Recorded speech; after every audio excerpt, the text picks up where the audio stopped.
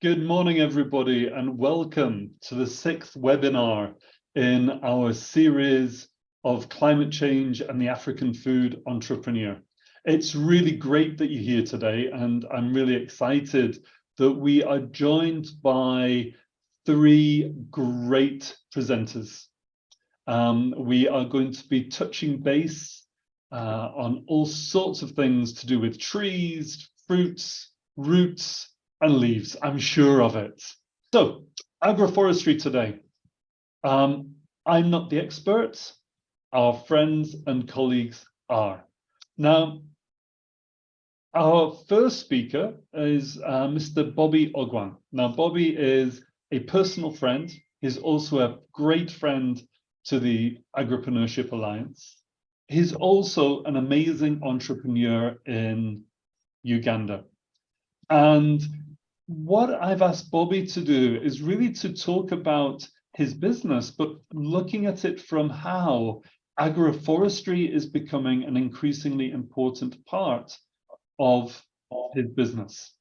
We've then got one of his colleagues, Rogers Fungo, joining us, and Rogers will be talking more about the technical aspects of agroforestry.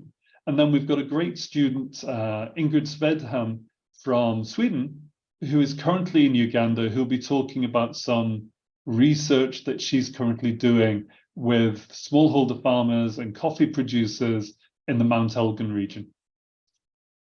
My last point that I will make is that today I am managing all of the slides from Switzerland. So if there is a time lag between the presenter asking for the slide to be switched over and when it appears on the screen, please accept my apologies, but that's the nature of technology. So Bobby, are you with us? Yes, Steve, I am with you. Thank you for hosting the webinar. Thank you for coming. So you have 10 minutes and you have the opportunity to talk as much as you'd like in that 10 minutes about Mara Agribusiness and the work that you're doing. Right. Yours, yeah? Yeah. Thank you, Steve. Thank you, everyone, for joining the webinar. We're really glad to have this opportunity to share with you the work that we're doing, centering more around the coffee farmers in Uganda. And yes, like Steve has already introduced me, so I'll dive straight into it. But first, just repeating, yes, I am Bobby Ogwan, the founder and CEO of Mara Agribusiness Limited, here based in Uganda and working with coffee farmers. As you can see on this first slide, Mara Agribusiness is a social enterprise. And we are dedicating our work towards creating impact for smallholder farmers in Uganda. But first, I want to explain that as a social enterprise, so our work is focused on the profit side. So yes, we are a for-profit, but also focused on the social side. And that is where the impact really comes in. And so after doing a bit of analysis, we actually realized that as a business, we can create more impact by focusing on smallholder coffee farmers in Uganda, as I will be explaining if Steve moves to the second slide.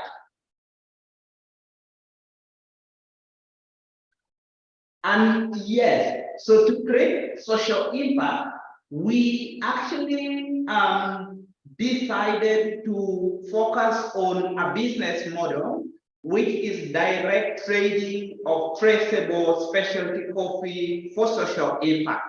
Now, each of these has its own dimensions, but I will explain later on. So, first of all, the coffee that we trade in is specialty coffee, which is a class of coffee. It's also traceable coffee, and we are championing direct trade, so from the farmers, and ensuring that impact is really created for the farmer. So it's a very unique business model that we're following. Steve, please. Yeah, but first, how did we arrive at this business model? It's because we realize that there are challenges that the coffee farmers, especially the smallholder coffee farmers, are facing. But three are really very prominent. One is that in Uganda, there is low youth engagement in the coffee sector. I guess this is also very common with most of the coffee growing countries or agriculture in general, where you find that youth engagement is really low. But secondly, there is also low domestic process. So most of the coffee producing countries actually trade in raw coffee. So for Uganda, as an example, over 95% of the coffee that is produced is sold as unprocessed coffee. And only 5% is actually processed and consumed locally. And that also ties closely with the direct trading, where even the raw coffee beans that is sold is actually sold through a series of middlemen. And most of these middlemen, unfortunately, are not the youth. And so that actually brings us to the third challenge, which is the high youth unemployment. So when you see on the next slide, you will find what we actually call a mismatch in the coffee sector. And this mismatch, which is shown on the next slide, Steve, please, is actually very, very strange and interesting to look at, because you find a country that is producing coffee as the leading export commodity, and the coffee is generating a lot of money. So for example, in 2022, we sold over 6.26 million bags of coffee. These are 60-kilogram bags of coffee. But then you find that this same sector is heavily dominated by the aging population, not the youth. And then you find that the youth are actually unemployed and moving to urban areas, looking for jobs. So leaving the rural land on which the #1 export commodity is actually grown and which can sustain their lives really well, to come to the urban areas and leaving the old people to actually tend to the coffee, which will give them. So this is a complete mismatch. So that's actually how we arrived at, a business model that would create social impact for youth and women farmers. Steve, please. So analyzing all this, we took on a journey where from 2018 to 2020, we actually started organizing the farmers in groups, providing them the agronomy training so that they can increase on the yield of their coffee and also increase on the quality of their coffee, managing coffee gardens as a business.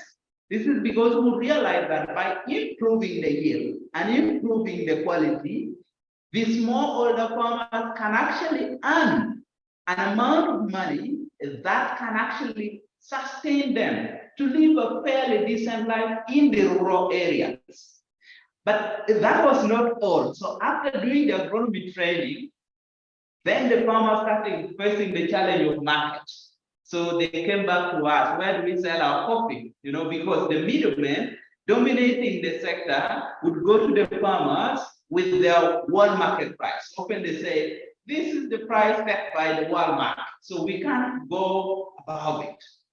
So after analyzing again that we couldn't actually offer the farmers that are doing good agronomy the incentive price that they needed, we then decided to bring everything in-house. So we decided, what about, after training the farmers, we aggregate the coffee, we process the coffee, we sell it as a final product, and the margin is within our control, and therefore we are able to decide how much of that we can actually trickle back to the farmers who make impact. And that is how Arama Coffee brand was actually born. Steve, please.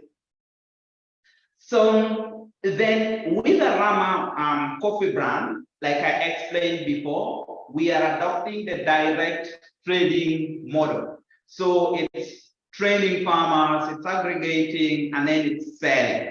So direct to the distributors or clients. Steve, please. So we have a network of farmers in the Robusta areas and in the Arabica area, like you can see on the map over there, because Uganda is lucky to produce both Arabica and Robusta. Steve, if you can move.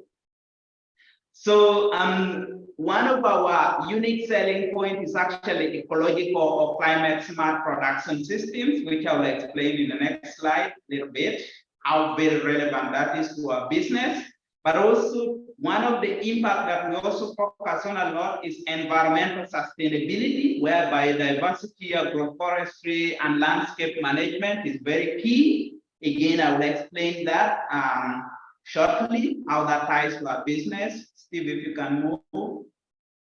So our plan is actually to expand our market to Europe first, and then to Asia, particularly Japan, and later to the US. But what is very interesting is that all these export markets are actually interested in sustainably grown coffee. Coffees that are not contributing to deforestation. Coffees that are providing a good living income stream for the farmers. And that is where agroforestry really becomes very important, because with agroforestry, we are able to diversify the farms of the farmers, and we are able to diversify the revenues of the farmers. We are able to promote ecological sustainability, and we are able to satisfy the needs of the client.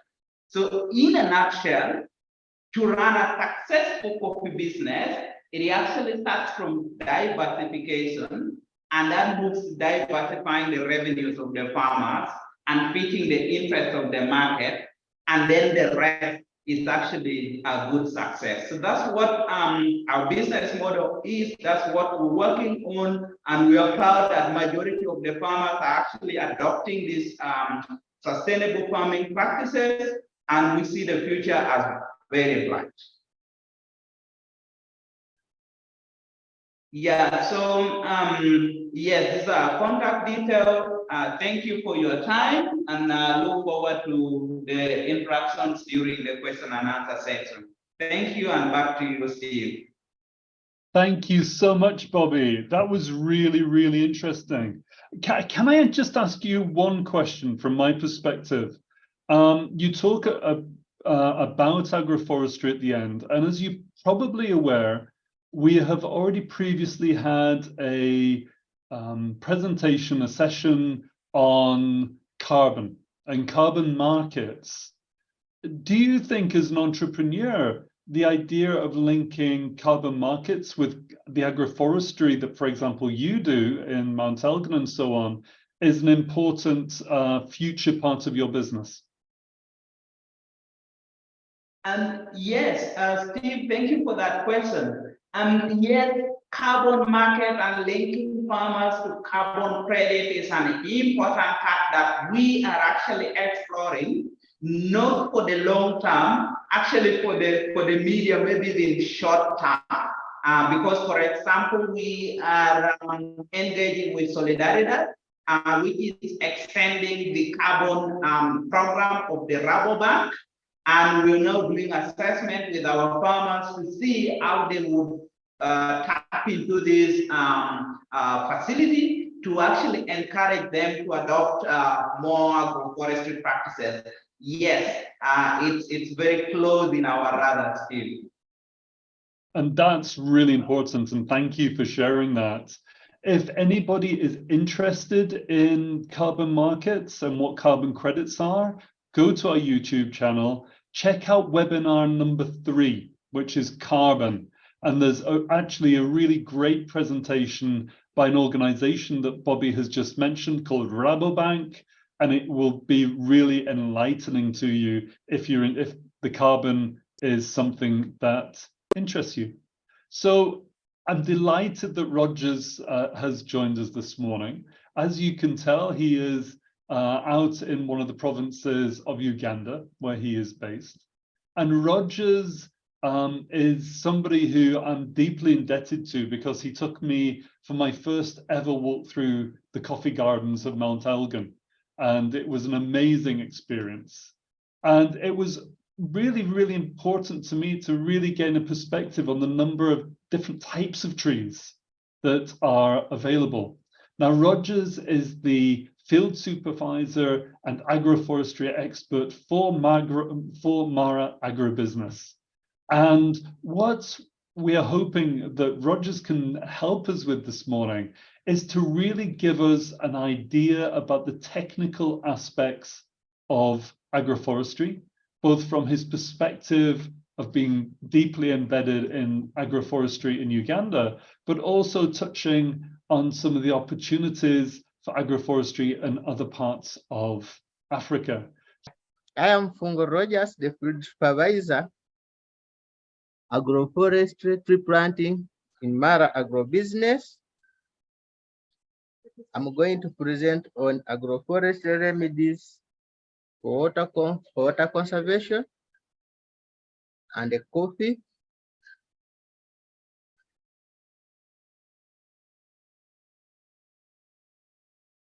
Yeah, I'll go straight away. What we mean by agroforestry. Agroforestry is a sustainable farming approach that involves growing of crops and rearing of livestock together with trees growing on the same unit of land. Here, you can see that agroforestry involves all aspects. We have trees, we have crops, we have animals, both of them on the same piece of land. Qualify as an agroforestry approach, the tree growing should be intensively and planned. What do I mean here? They should be well managed. For example, like if we are integrating the trees in the coffee, we should calculate the spacing and the species of the trees that we are intergrouping in the coffee. Or if we are doing boundary management, how do we do it? If we are doing a woodlot, how do we do it? Sustainable agroforestry practices involve trees that are indigenous and ecologically adapted to grow with crops of such a given agroecological zone. You find here that we have different agroecological zones. For example, we have in the island, we have the mid-island, and we have the lowland. All these areas have different agroforestry trees that do well. For example, in the Elgon region, if we are talking of the island, where we plant Arabica coffee, especially the local Bugisu, the Bugisu local Arabica coffee, then talk of species like the SL14, which does very well here. Agroforestry has a benefit of improving soil and water quality, tendering flooding effects, and improving microclimate of a given landscape. Here it means that if we intercrop agroforestry with the growing of crops like coffee and bananas, it means that here the trees will help to hold the soil particles together. Talk of trees like Caliandra. Caliandra is a very good species which helps in holding the soil particles together. For example, if we are doing SLM, sustainable land management, it means that you will have trenches, then plant the trees on the trenches, along the trenches, in order to hold that soil, because these trenches are going to help in absorbing the water, and they also reduce on the water runoff of the water during heavy rains. And also these trees will also help in controlling soil erosion, because some of their roots help to hold the soil particles together. On the other side, on the side of flooding if the trees are well spaced and well planted. For example, if we go for trees like that can grow well along the river banks, because you know when we talk of agroforestry, it means we are doing trees, we are doing crops, we are rearing animals, means that there is need to also restore the degraded river banks. For example, rivers like River Mbiji, talk of river like River Sironko, talk of river like River Sipi, where there is intensive farming. Due to the high population, it has encroached on the rivers. Here we talk about restoration of also the rivers, because the coffee also grow along the rivers. It means that here we have to integrate bamboo on the river sides, because it will help to restore the soils that have been destroyed by floods during heavy rains.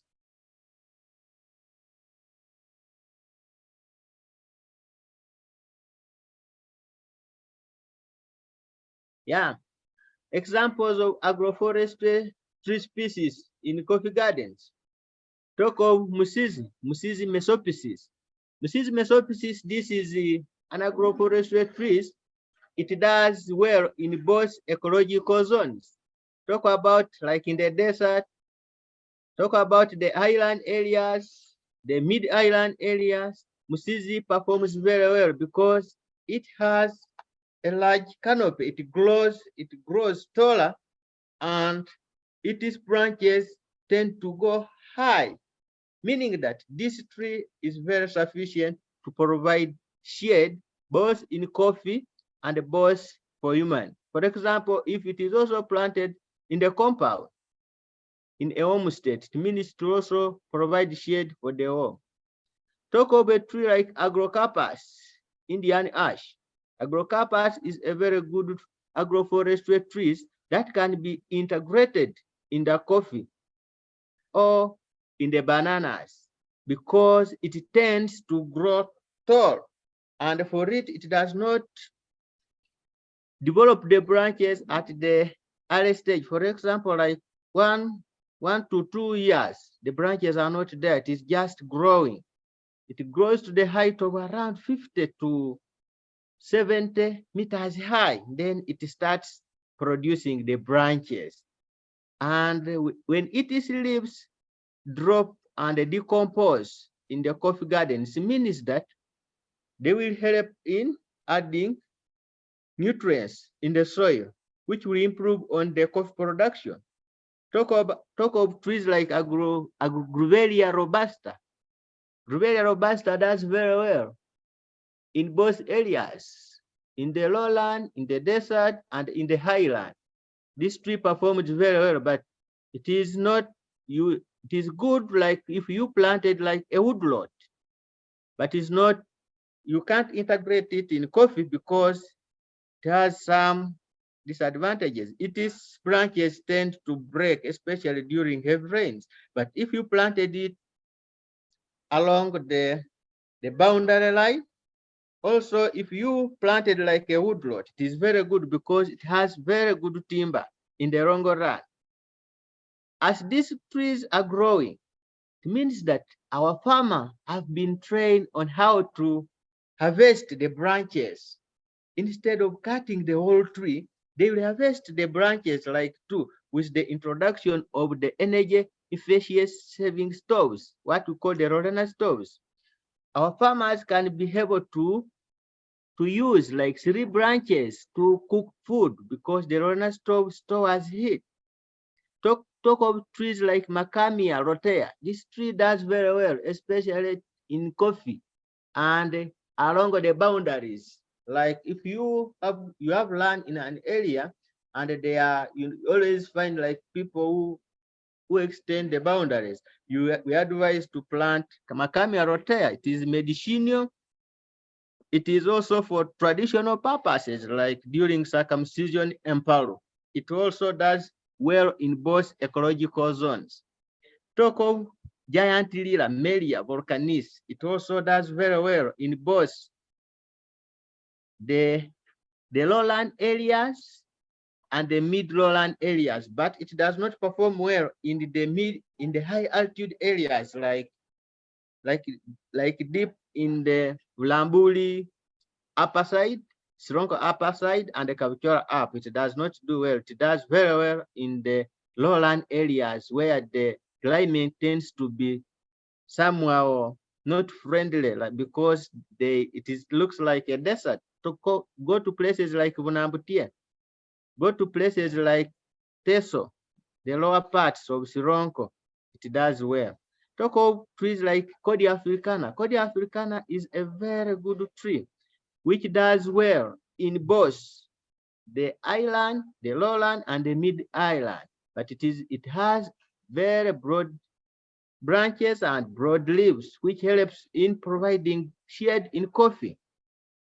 This shade helps the coffee. For example, during heavy rains, it can help to avoid hailstorms that destroy the coffee, hence affecting the coffee quality. It can also help provide shade during dry season. And it also increases on the ripening process of the coffee. Coffee under trees like Codi africana, it is heavy. If harvested and weighed, it does well. Talk about Gamelina. Gamelina does very well in both areas. For example, midland, island, and lowland. It performs very well because it is also a medicinal tree, and it also helps in soil control because it has deeper roots. Talk about Ficus natalensis. Ficus natalensis does well because it has small broad leaves that, like during the dry season, it tends to shed off these leaves. When it sheds these leaves, they act as mulching materials in the coffee field, which helps in improving on soil fertility and water retention. Talk of Mubule. First Mubule also does well, but it does well mostly in lowland areas or desert areas. It does very well compared to the highland areas. Talk about acacia. Acacia is a very good species.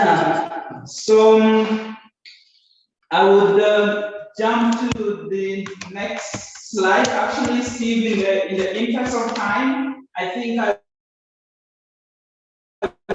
number 16, because I think Rogers has actually explained a lot about the tree species, and I would think it would be easier for people to visualize by seeing some of the photos.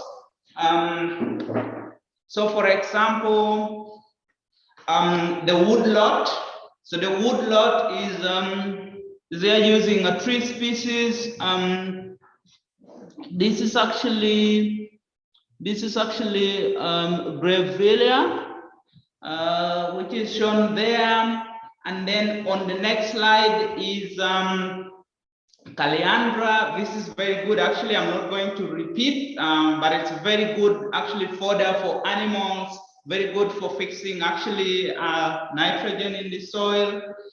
And then on slide 19. And I think you can also add, it is also very good for bee forage, Caliandra.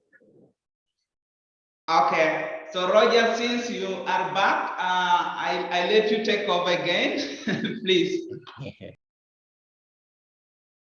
The woman you see in the picture here, she's picking coffee, ready ripened cherries, sorting them from the unripened cherries. You can see that there are also bananas that have provided shade. There's also trees that have been planted along the boundary. Those trees are able to help in providing shade for both the matoke and the coffee in the garden.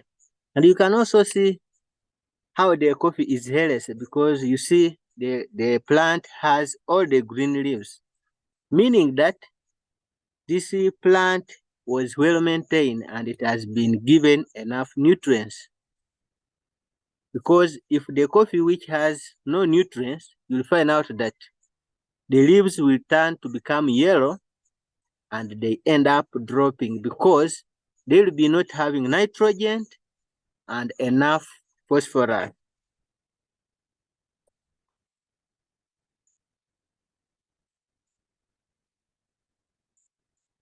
Then in the picture here, when I talk about fruity trees, this is a farm of passion fruit. Farmers being shown how to maintain, how to control pests and diseases on the passion fruits. Because on this farm here you are seeing in a picture, if you don't maintain the pests and diseases, it means that you will get less production and less yield. Meaning that what you have injected in during the time of planting, preparation, management practices, it means that you end up harvesting less. If you were supposed to harvest like 10 bags, for example, it means that if these passion fruits have not been maintained well, it means you harvest like 2 bags. For example, you can see in the picture, these passion fruits have turned yellow, meaning that there is no nitrogen, and also there are pests which have attacked the leaves, because you see that the leaves are not healthy, meaning they need to be controlled. Here, for example, they need to be sprayed with organic pesticides. For example, red pepper, ash and the cow's urine. It means that if you mix those ingredients together and you spray on the passion fruits, they will look healthy and they will give you better production. Because passion fruit is a livelihood activity, because as farmers are growing coffee, they also need the livelihood activities such as passion fruits, because they give quick returns, because coffee takes a long gestation period of almost 1 year, but the passion you harvest after every 3 months. After every 3 months, you keep harvesting. After every 2 weeks, you keep harvesting, depending on the season. Yeah, on this picture you are seeing, there is a bamboo that have been planted along the river bank. This means that this river had been degraded by soil erosion and running water. Now, if we planted bamboo along the river, it means that bamboo has strong roots which help to hold the soil particles together, hence reducing the rate of erosion on the river. Now, you can also see under this, where the bamboo are planted, there's also a nursery where seedlings are being raised. And this bamboo also has provided shade for the seedlings. In the picture, you can see a nursery operator trying to water the seedlings, because it was a dry season, and they are trying to water the seedlings such that they can be healthy as we wait for the first rains to come, then we start the planting. These are, in the picture, it is Musizi seedlings that are on the nursery bed. Musizi is also a very good tree species that can be intercropped in coffee, because it provides shade in coffee and it has a large canopy. Its canopy grows taller. When it grows tall, it means that it will be able to provide sufficient shade for the coffee. What do I mean here? That these seedlings, if they're planted in coffee, they will help coffee to improve on the quality of the coffee, because during heavy rains, these trees tend to provide shade that reduces, like, for example, instead of hailstones. If there are much hailstones, it means that the trees will help to protect. Then on the other hand, during dry season, these trees provide shade, because this coffee, for example, after harvesting, it has been stressed. It means that it needs shade and more water in order for it to make more food to be used. Then the leaves also decomposes and adds manure or nutrients in the soil. Then its leaves can also act as mulching materials hence improving on the soil moisture and water retention. Yeah, now categories of agroforestry systems in the Oregon region in eastern Uganda. We have agro-silviculture, trees growing of trees together with crops, e.g., trees with bananas and coffee. It means that these trees can be planted. You are doing the system where you are planting crops, planting coffee, and the trees. This practice is called agro-silviculture. You do both.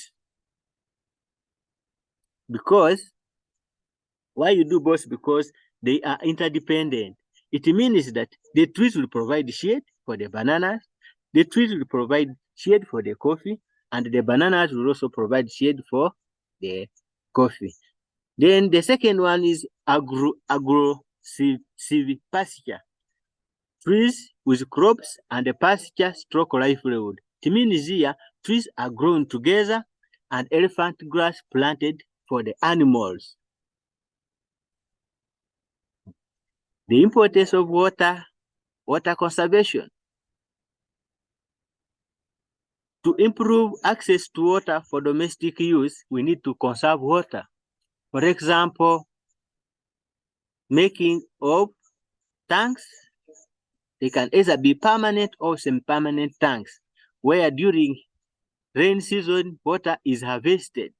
When this water is harvested, it means that this water will be used during the season of scarcity. For example, it can be used for home consumption during dry season. It also can be used for irrigating the crops, hence reducing on hunger during dry season, because during dry season, most crops do not perform well. Then the second one is improve of the quality of water at our respective water sources. What do I mean here? We need to improve the quality of our water sources by not dirtying it. What do I mean by not dirtying it? For example, not digging close to the river banks. For example, if we are doing coffee, we should leave a buffer zone of around 5 meters or 10 meters from the river, such that when we dig, the soils during rain, they are not washed into the river. It means that if we allow that, the water will be polluted, because this water is very important and is being used by different people, and even the aquatic life is also being affected. On the other side, to increase productivity of coffee production through soil and water conservation, it means that in coffee, we have to dig the basins. We have to dig trenches. These trenches will help to reduce on the water runoff during heavy rains. It means that here soil erosion will be reduced, and we shall make sure that soil is maintained through the basins. After the rains have rain and water has gone into basins, and when the rain stops, it means that that soil will be removed and poured out. Then out of those water basins, we can also put soil and put sacks, or we can also plant there elephant grass, which will also help to hold these soil particles together, or we can plant tree species such as calyandra that also helps to hold the soil particles together and adds nitrogen into the soil, hence improving on the soil facility, leading to increased coffee production. To conserve soil or health for coffee cultivation and the general ecosystem, it means here that we need to conserve the soil and the ecosystem. What do I mean here? That we should not overuse a lot of chemicals in our soils, because, for example, the fertilizers, they spoil our soil. You may find that the pH of the soil may be high also or low, because in coffee, we need the pH of around 6.5 or 5.8 for proper growth of coffee. Therefore, we need to use organic manure. For example, we use cow dung. We can use compost manure in order to add on the nutrients in the soil. Because if you use chemicals, it means that other microorganisms like the earthworms will be killed if you use chemicals. But if you use the organic manure, it means that it will be like the breeding area for other microorganisms, leading to soil facility, because this microorganism helps in mixing the soil particles together. Very good. I think you need to wrap up because you've already talked for 10 minutes. Maybe you can say something on the just a small summary on agroforestry and in coffee cultivation in Elgon, the Elgon region. Yeah. In the Elgon region, actually the ecosystem of our climate patterns have changed. Before, we used to receive rains in Feb, March, but with change in weather patterns, we find that it has affected the growing of coffee in the Elgon region.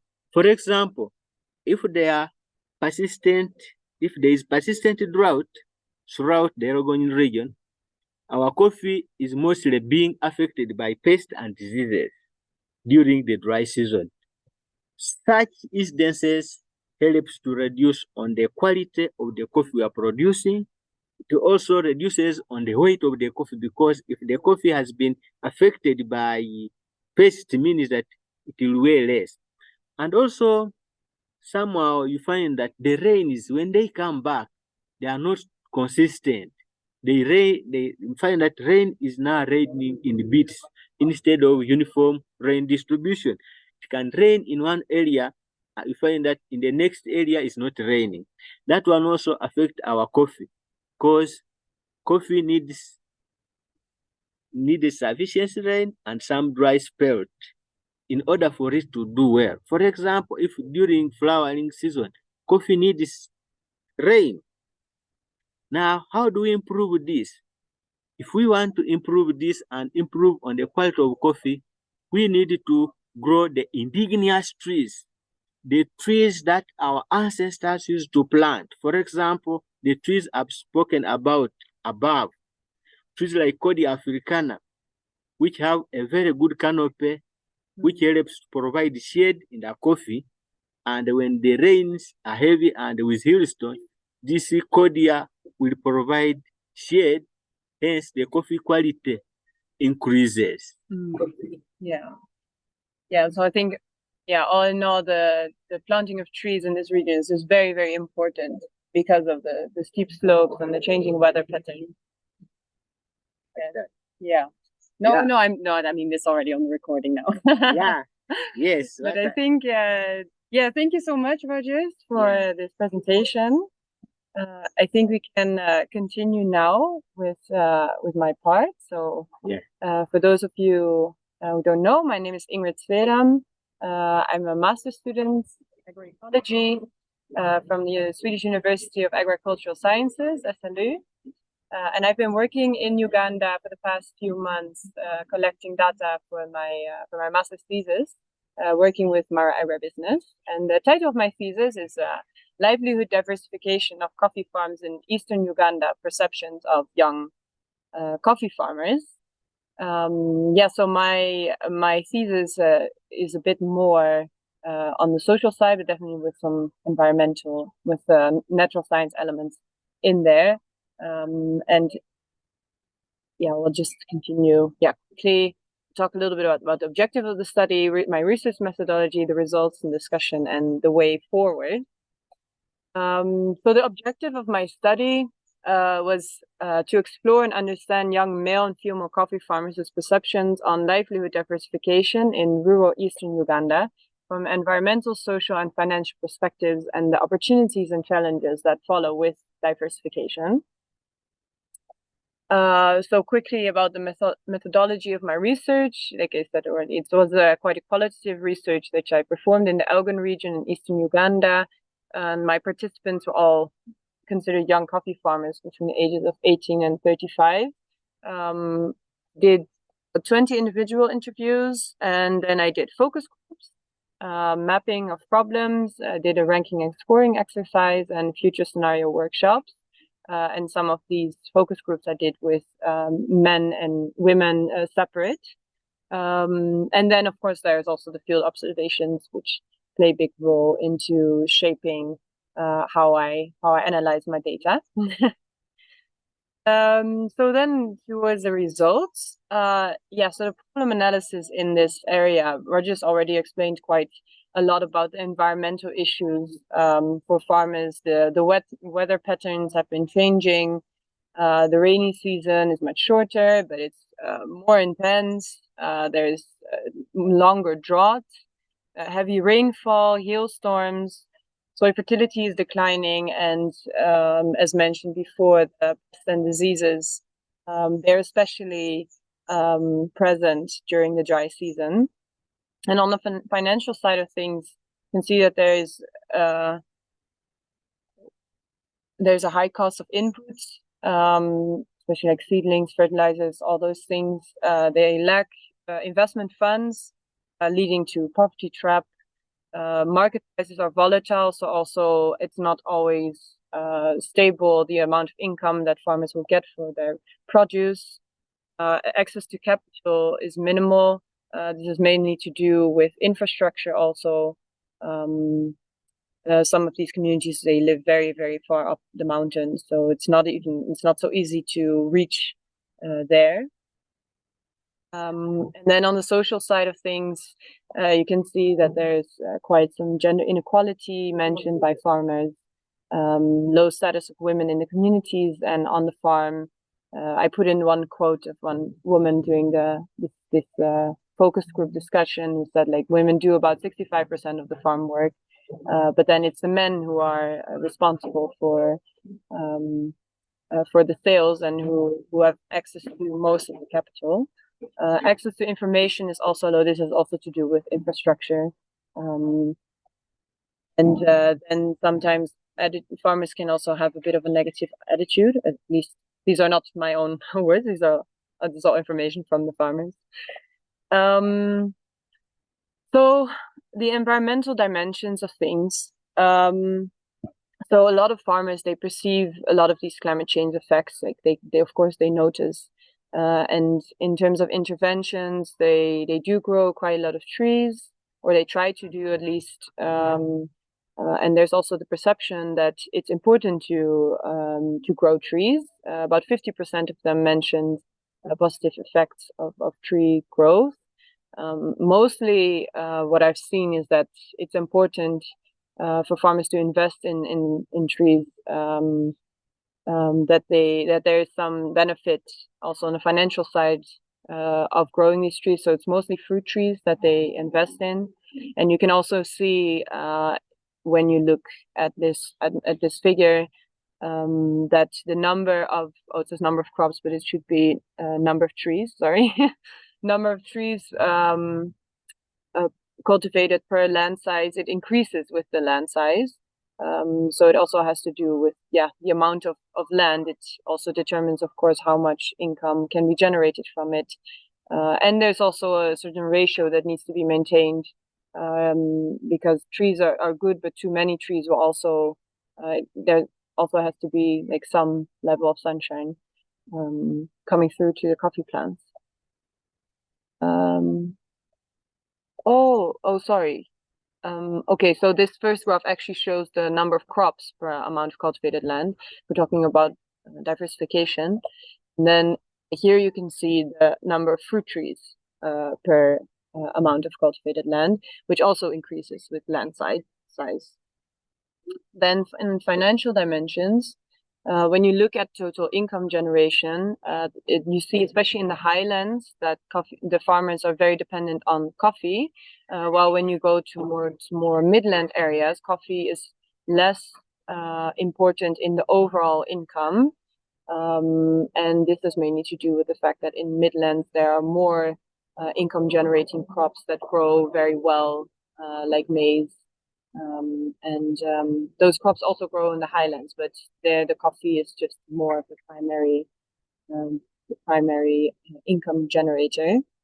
As a reason for diversifying, it's very clear in 100% of the cases it's mentioned that farmers do it for income and food security reasons. But there's a lack of capital to invest. So especially for the inputs like seeds and and fertilizers, pesticides, such things. Here you can also see the most important crops for income generation per altitude and gender. You see that for females, in the, I'm sorry. Yeah, I think we can actually skip that for now. Most important differences in the genders for the financial perspectives is that the men are more focused on income generation and they're also more involved in off-farm income as well, usually responsible for sales, and women are generally more focused on food security also because they're often responsible for cooking in the household, and they're more involved in the on-farm income but more on the production side and working on the farm.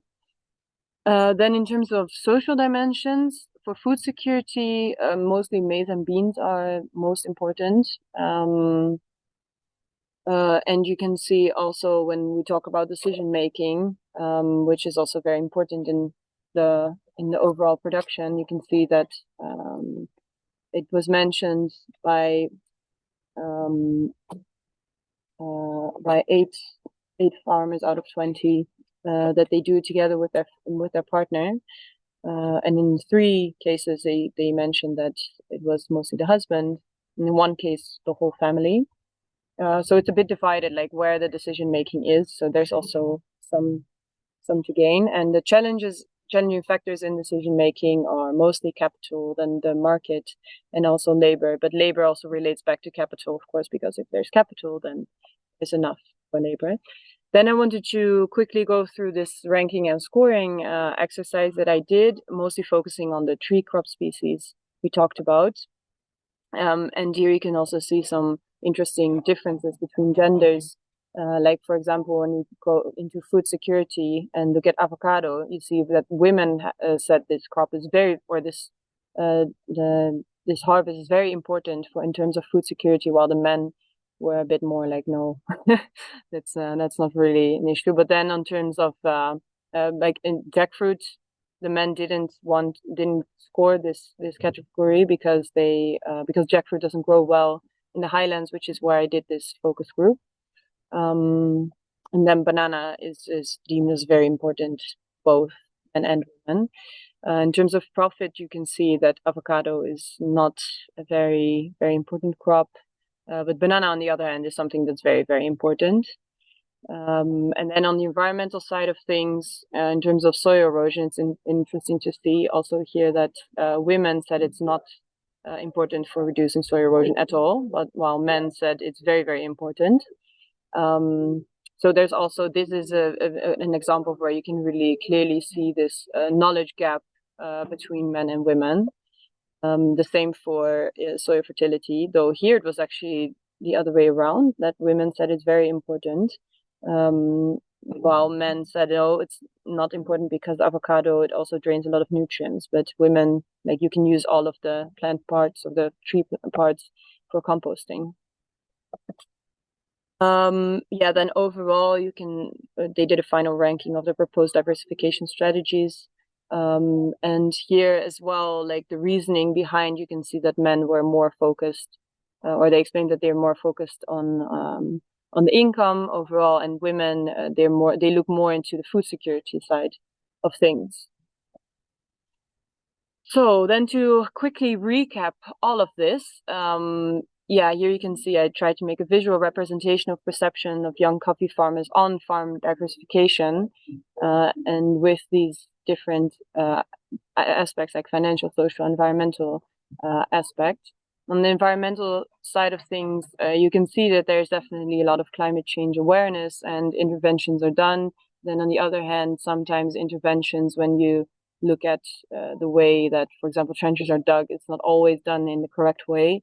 But the overall perception or the the awareness is there, but the execution is not always always there.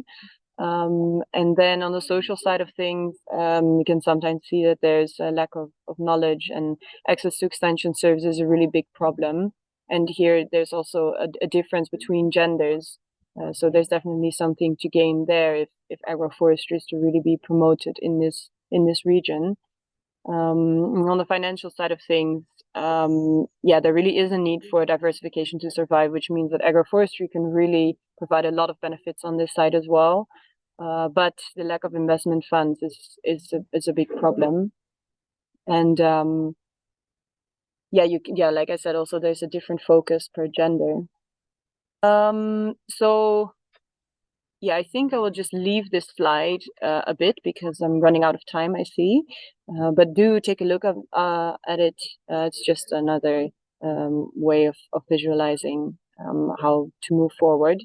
But then I quickly wanted to take you a little bit towards, at least from my research, what I think, having seen in the past few months being here in Uganda, where the benefit, where a lot can be gained, especially like access to extension services with a special focus on gender. Of course, it also means that infrastructure needs to be improved, which may not be something that is that is more on a governmental level. Of course, that needs to be done. But especially like focusing more on gender in training farmers and making sure that it's accessible to learn more about agroforestry. And the access to finance will also really change a lot. There are community saving groups, but not so much, at least from what I've been asking. And yeah, just training farmers also in how to set up these group and have microcredit systems within themselves that would really create more of an opportunity for starting, or well, not, I wouldn't say starting, because there are already a lot of agroforestry practices happening, but going forward with that, and then support in the sales channels in how to so maybe like setting up more cooperatives, not just for coffee, but also for these other products, because when you grow them in an agroforestry system, the quantity of output of produce may not be as high as when you have a monocultural setting. So yeah, by combining working forces, of course, that could also do a lot for the stability of income of farmers. So yeah, that was it for me. Thank you very much. I hope I have not taken too much of your time. I forgot to put my email address here, but if you're interested in hearing more about my research, you can reach out to Bobby and he will connect me to you. And thank you very much.